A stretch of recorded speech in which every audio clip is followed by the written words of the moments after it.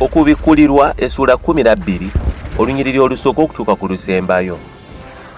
N'akabonero akanene ne kalabika mu ggulu, omukazi ng'ayambadde enjuba n'omwezi nga guli wansi w'ebigere bye, ne ku mutwe gwe nga kuliko engule ey'emmunyeenye 12, n'akaaba ng'alumwa era ng'abalaga lw'okuzaala.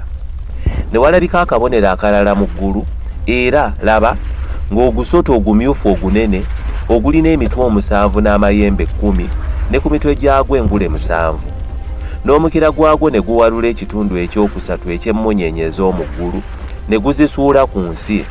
Ogusota ne guyimirira mu maaso g'omukazi eyali agenda okuzaala, bw'alizaala gulyoke guliire ddala omwana we. Omukazi n'azaala omwana ow'obulenzi agenda okufuga amawanga gonna n'omuggo ogw'ekyuma, n'omwana we n'akwakkulibwa n'atwalibwa eri Katonda n'eri entebe ye ey'obwakabaka.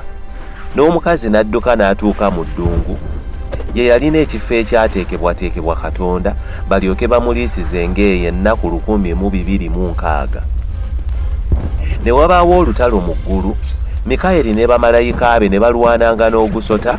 Ogusota ne gulwana ne bamalayika baagwo, Ogusota ne guwangulwa, gwo ne bamalayika baagwo ne batayinza kubeera nate mu ggulu. N'ogusota ogunene ne gusuulibwa, ogusota ogw'edda oguyitibwa omulyolyomyi era Setaani, omulimba w'ensi zonna, ne gusuulibwa ku nsi, ne bamalayika baagwo ne basuulibwa nagwo. Ne mpulira eddoboozi ddene mu ggulu nga lyogera nti, kaakano obulokozi bwo n'amaanyi n'obwakabaka bwa Katonda waffe n'obuyinza bwa Kristo we buzze, kubanga aloopa baganda baffe eri Katonda waffe emisana n'ekiro asuulibwa wansi. Nabo baamuwangula olw'omusaayi gw'omwana gw'endiga n'olw'ekigambo eky'obujulirwa bwabwe, ne batayagala bulamu bwabwe okutuusa okufa. Kale musanyuke, eggulu n'abatuulamu zisanze ensi n'ennyanja, kubanga omulyolyomyi asse gye muli ng'alina obusungu bungi, ng'amanyi ng'alina akaseera katono. Ogusota bwe gwalaba nga gusuuliddwa ku nsi, ne guyigganya omukazi eyazaala omwana ow'obulenzi.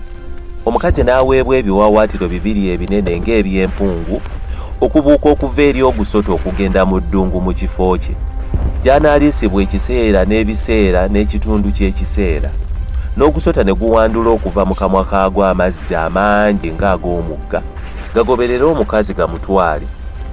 Ensi n'eyasamya akamwa kaagwo, n'enywa omugga ogusota gwe gwawandula okuva mu kamwa kaagwo.